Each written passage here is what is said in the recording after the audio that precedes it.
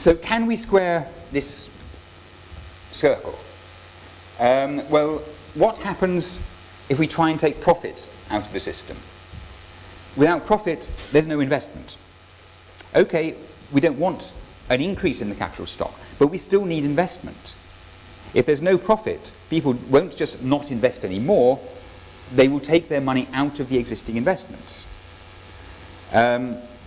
So can we say that profit should equal loss overall, in the same way that you have balance of payments equilibrium over the long term and you have fiscal balance over the long term? Well, again, overall the rate of return is zero, but because you have some losses offsetting profits, then you have a zero overall rate of return with risk to investors. Nobody's going to risk losing their money without expecting any rate of return at all over the long term. So you're back to the same problem. Can we take investment out of the system? Well, if we don't have investment, then how do we change the composition of production in response to changes in demand? And in any case, none of these is obviously compatible with a capitalist economy as we know it. Can you have a capitalist economy without profit or without investment? Or without capital accumulation? So I would argue that a steady state economy is necessarily a post-capitalist economy. It requires us to change fundamentally how we think of the economy and how the economy works. In terms of the corporate sector, it seems to me we need to move away from profit-driven investment towards social enterprise, or from commercial enterprise to social enterprise, from profit maximization as a driving force to societal objectives, from shareholder control to stakeholder control, and I would suggest from limited liability corporations to smaller facility level enterprises. So that's on the production side. But equally, on the supply side of capital, it seems to me we need to reduce our dependency on capital accumulation. I was tempted at this point, but I won't, to get people to stand up and then sit down if you have shares, if you have a pension scheme, if you have an endowment mortgage, if you have insurance, because all of these things depend upon, in varying degrees, capital accumulation. And as we have shifted from social provision towards private provision, from social protection towards private insurance, so our dependency on capital accumulation grows. As pensions become less adequate to sustain standards of living, so we become more and more dependent on private pensions. But if we want private pensions, we have to accumulate capital over the course of our working life so that we have the capital when we come to retire. But if we're going to increase social protection, social provision, social insurance, then we're shifting towards a much higher level of taxation and public expenditure as a proportion of the economy. Equally, we're looking towards a much smaller financial sector. The financial sector is primarily geared up towards capital accumulation. I would argue that we need to shift back from that dominant role of capital accumulation towards a more traditional role of financial intermediation, largely of sort of smoothing consumption over the life course, of lending at one time in people's lives and borrowing back, at allowing financial transactions which involve goods and services to happen, rather than being dominated by transactions in essentially pieces of paper. That was problem one. Problem two, there are rather large political constraints. I hardly need to say any of this, probably. No, the corporate sector is enormously powerful, and it will oppose any movement towards a steady state economy tooth and nail, and they have the power to prevent it from happening. Personally, I think they are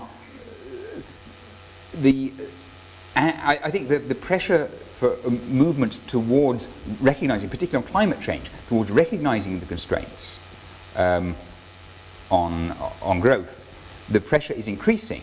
But my view is that they are likely to try and shift the debate into something like dematerialization, that is, shifting spending away from goods which actually have a material content to so-called goods which don't, like intellectual property, like services, like brand names.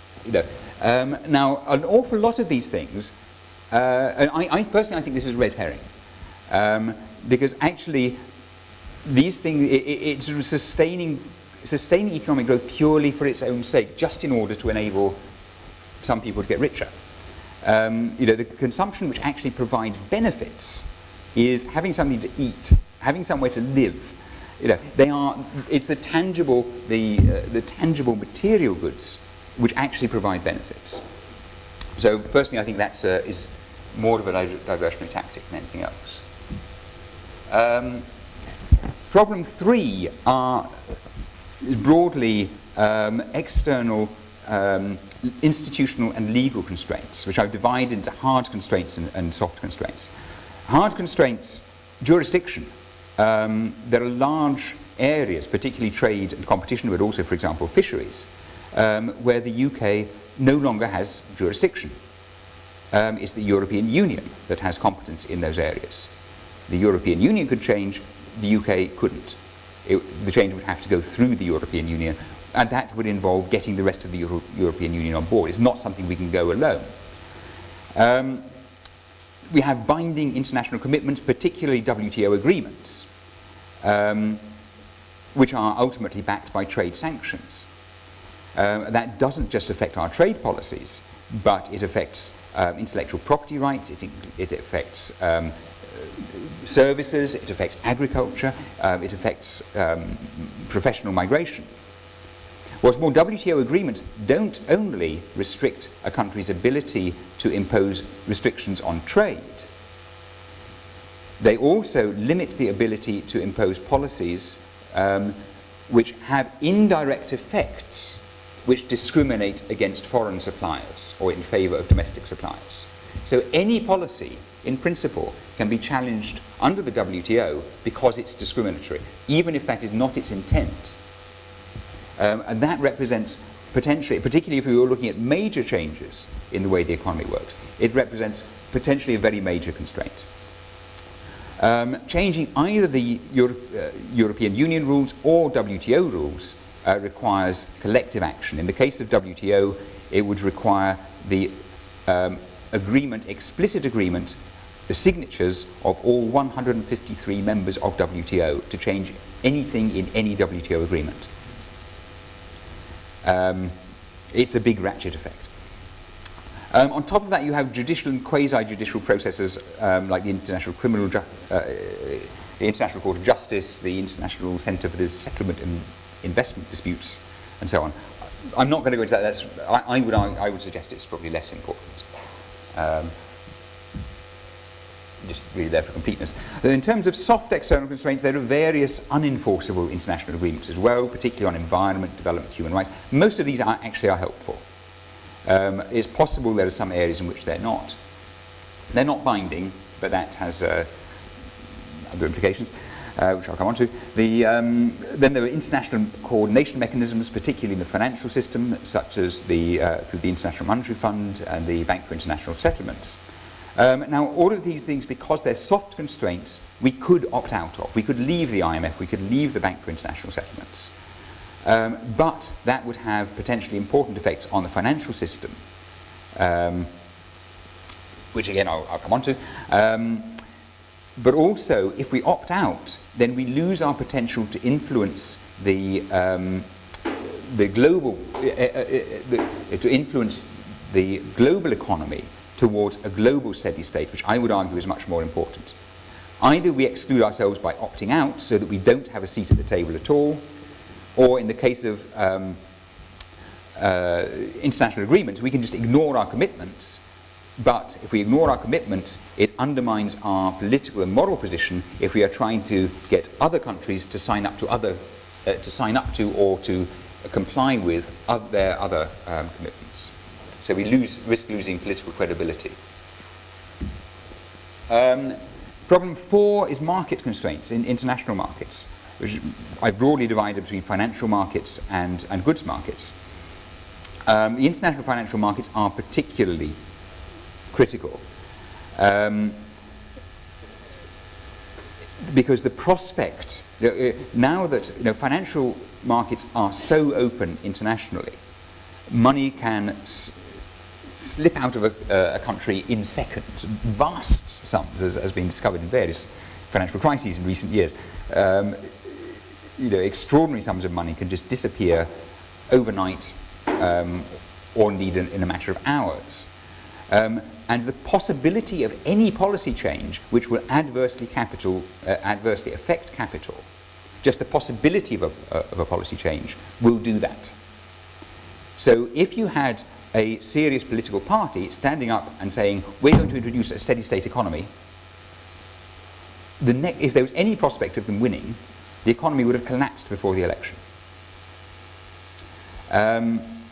If an existing government said that they were going to try and introduce a steady state economy, or even that they were going to introduce capital controls to stop the money going, the money would have gone before they could introduce them. So that is a very serious constraint on any major change, whether it's towards a steady state economy or anything other than essentially free market capitalism.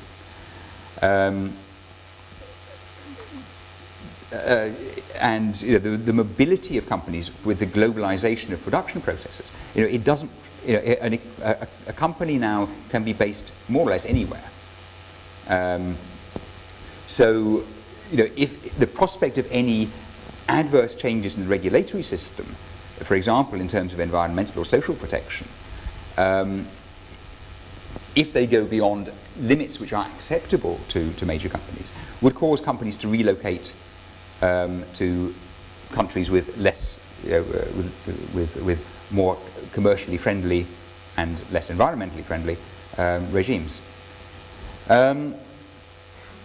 Equally, I mean, just the operation of stock markets effectively prevents tinkering with the profit principle. The reason that companies maximize profits is because they are required to by company law. Any company which has its shares quoted on the stock exchange is required by company law to maximize shareholder value. Now, you could change that law to say, no, you don't have to maximize profit. You could change the law to say you have to maximize something else. You have to maximize your contribution to societal objectives somehow defined. Defining them and measuring them would be a nightmare, but you could do it. The problem is, if you did that, in the UK, British companies would then become less profitable. Because they become less profitable, people sell the shares, particularly foreign investors, but also British investors would move their money out of British shares into profit maximizing shares. The prices of the shares come down, the companies get taken over by foreign profit maximizing companies under different regulatory regimes. You're back where you started. You have an entirely foreign owned profit maximizing business sector. So again, it's a market constraint.